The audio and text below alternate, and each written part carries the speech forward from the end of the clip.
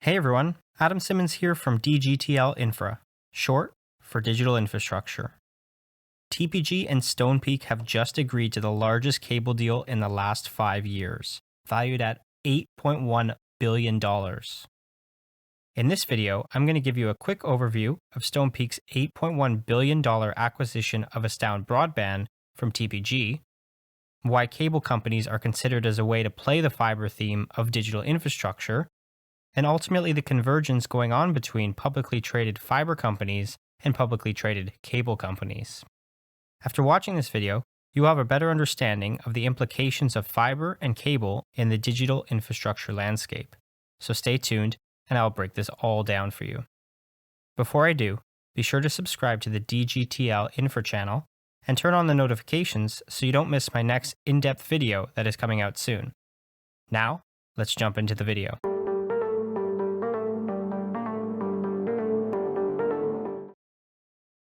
So private equity firm Stonepeak Infrastructure Partners has agreed to acquire Astound Broadband, the 6th largest United States cable operator, for an enterprise value of $8.1 billion. And they acquired the company from TPG, which is another private equity firm. Based on the reported $4.5 billion of debt which Astound Broadband has, the purchase price for this transaction equates to $3.6 billion. And this transaction, which is the largest cable deal in the past 5 years, is expected to close in the second quarter of 2021. Astound Broadband is comprised of multiple different cable companies which TPG has rolled up over the past few years.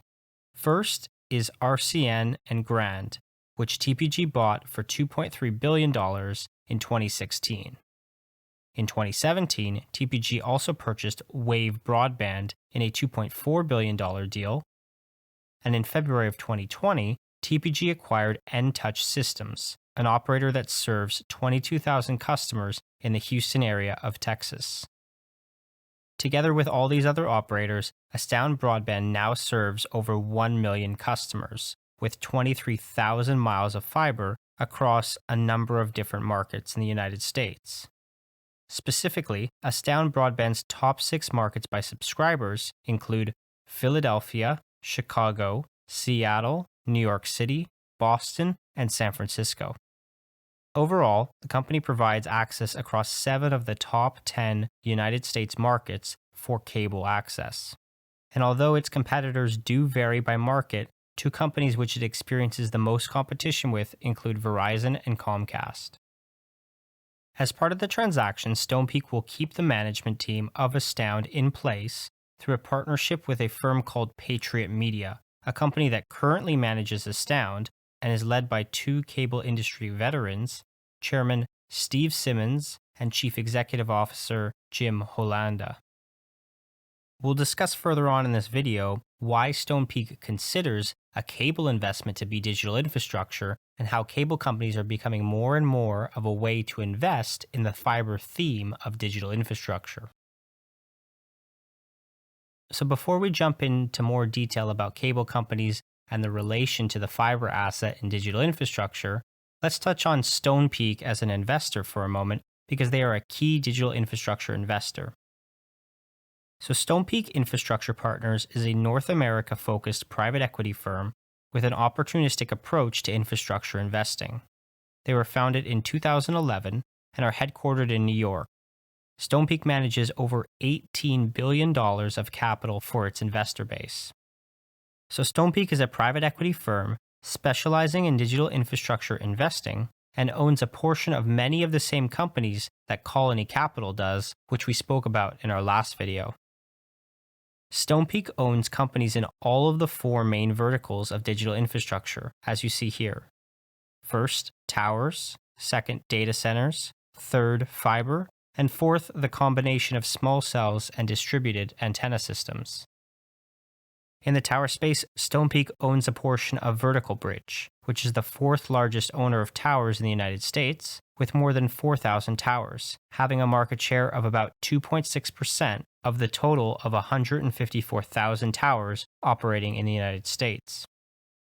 Moving to the data center side, Stonepeak owns a firm called Cologix, which operates 24 data centers, representing 315 megawatts of power capacity and 2.7 million square feet of data center space in both the United States and Canada. Key markets for Cologix include Ashburn, Virginia, Columbus, Ohio, Dallas, Texas, Jacksonville, Florida, Minneapolis, Minnesota, Montreal in Canada, New Jersey, Toronto in Canada, and Vancouver in Canada. Moving to the fiber quadrant, Stonepeak owns a firm called EU Networks.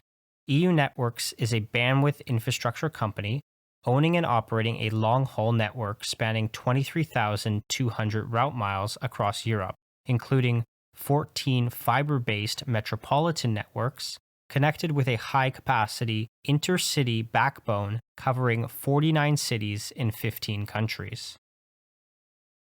And finally, moving to the fourth quadrant of small cells and distributed antenna systems, Stonepeak also owns a portion of Extenet Systems, another similar company to Colony Capital. Extenet operates 31,000 small cell nodes, 600 C-RAN hubs, 4,000 owned fiber route miles, and 16,000 leased fiber route miles across the United States.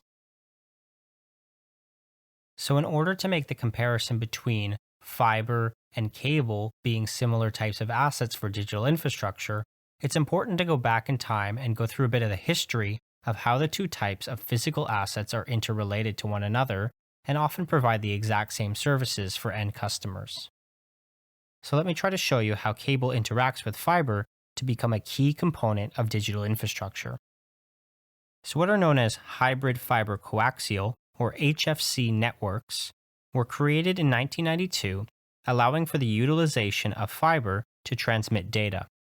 So if we start at the top and left part of the diagram shown, television signals were sent from the cable head end, which is a distribution facility that typically receives television content via satellite and sends that content to local neighborhoods through optical fiber, which is signified by the yellow lines on the page. The fiber terminates at a neighborhood or optical node, signified by the orange boxes on the page. And this is where the signals are then converted and distributed to the residences through coaxial cable lines, which are copper-based. Overall, this hybrid fiber coaxial improved the reliability of the network, lowered costs, and raised bandwidth capacity. Later on, the DOCSIS standard, known as Data over Cable Service Interface Specification, DOCSIS, was created in 1997, which allowed for two-way internet services over the hybrid fiber coaxial plant. DOCSIS capabilities allowed cable operators to offer superior speeds as compared to telco DSL, known as Digital Subscriber Line, services, and resulted in cable gaining dominant market share for internet services.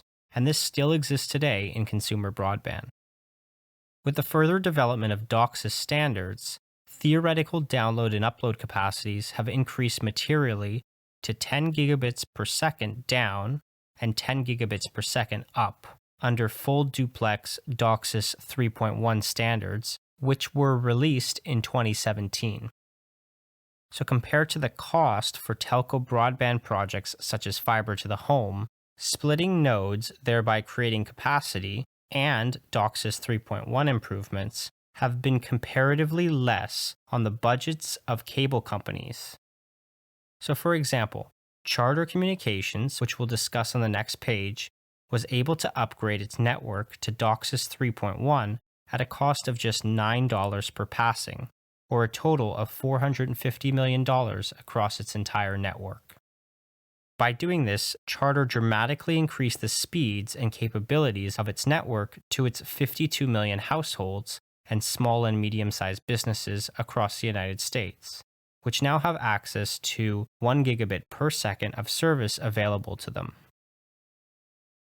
So overall, the point of this discussion was that cable has demonstrated that it is a cost-effective way to deliver broadband services to both consumers and businesses, much in the same way fiber does.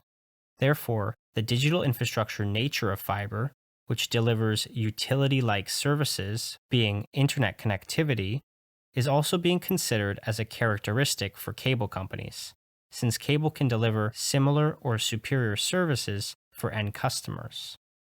Because of all this, digital infrastructure investors like Stonepeak are gravitating to invest in cable companies like Astound Broadband as the need for higher broadband speeds accelerates, driven by trends like over-the-top media services, which are also known as OTT, and an example of which is Netflix, things like 4K streaming, the Internet of Things, augmented reality and virtual reality, and cloud gaming, all of which will continue to grow over time and place greater demands for broadband speeds. So as we've discussed, fiber is a key vertical in digital infrastructure because it is the connective tissue that binds everything together to make everything work, including fiber to the home.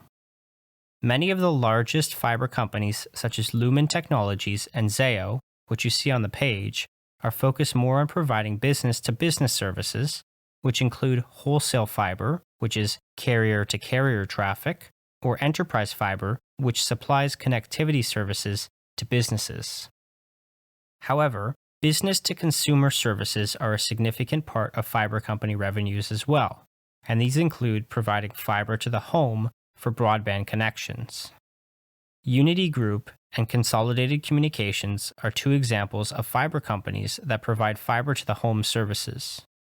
However, in addition to these fiber companies, a significant portion of the broadband connectivity that is provided across the United States is done by cable companies like Comcast through Xfinity, Charter through Spectrum, Altice through Optimum and Suddenlink, and Cable One through a number of its brands, all of which are shown on the right side of the page and provide those broadband services to customers as well.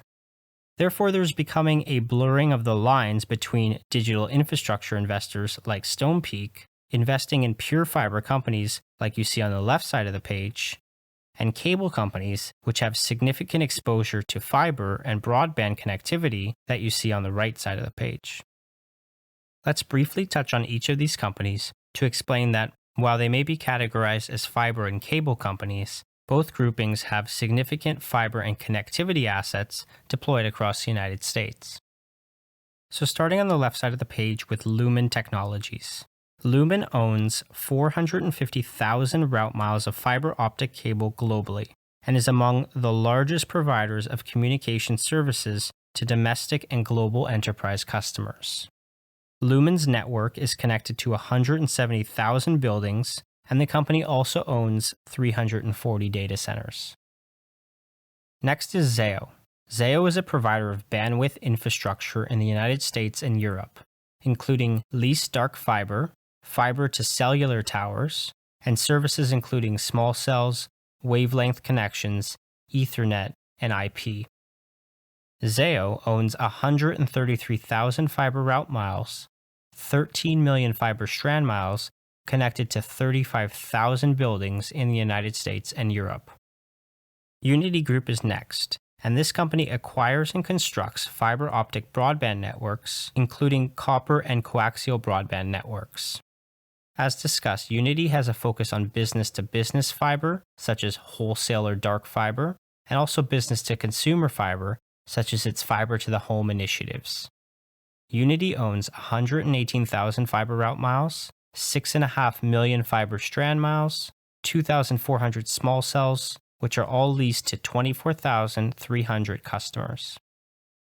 Finally, the last company on the left side of the page is Cogent Communications.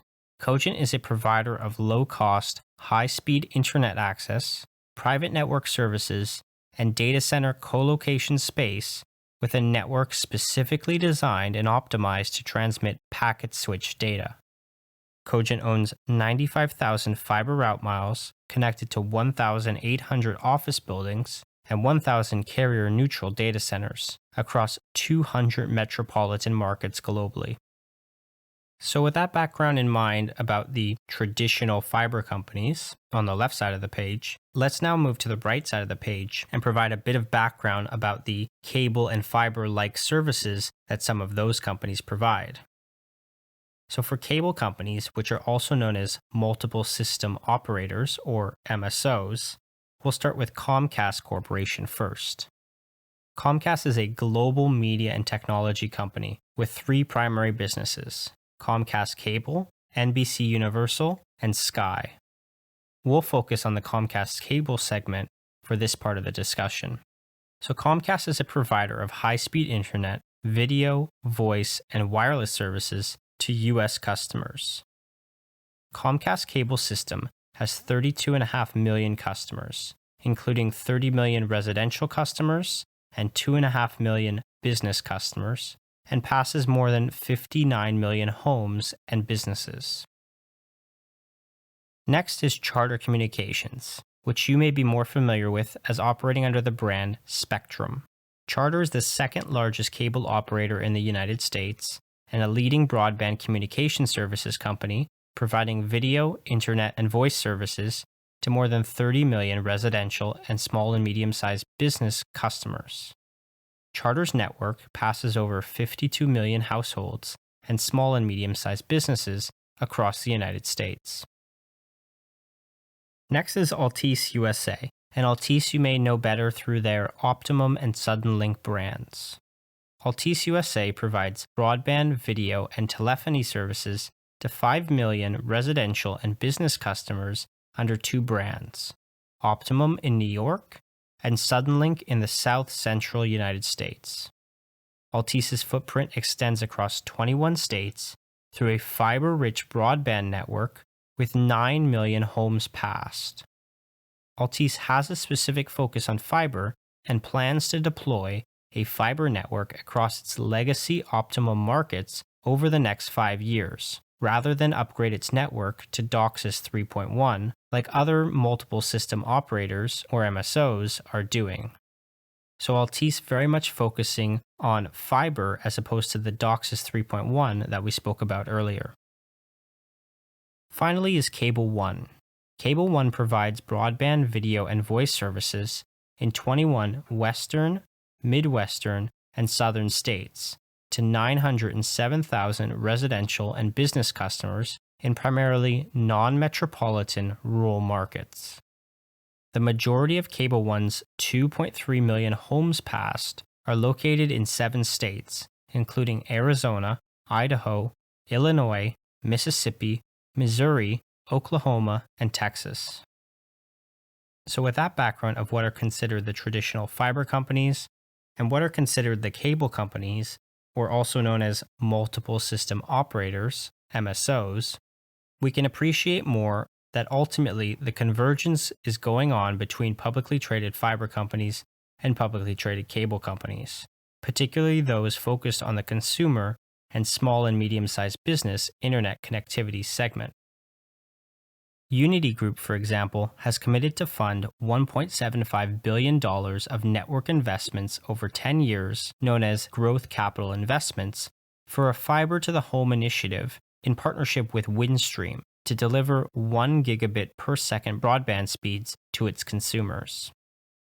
Additionally, Consolidated Communications, which trades on the NASDAQ under the ticker CNSL, is another fiber company, not shown here, that entered into an agreement with Searchlight Capital Partners, who will make a strategic investment of $425 million into the company to enable Consolidated to upgrade more than 1 million homes with fiber passings to consumer and small business customers.